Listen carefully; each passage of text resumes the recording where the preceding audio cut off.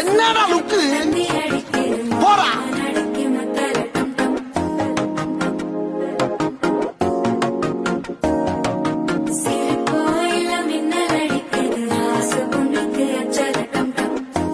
இங்க படுத்துற நிமிஷம்னால தாங்க முடியலையே.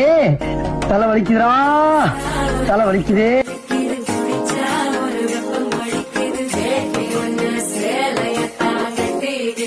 சிக்கி தவிக்குது மாலை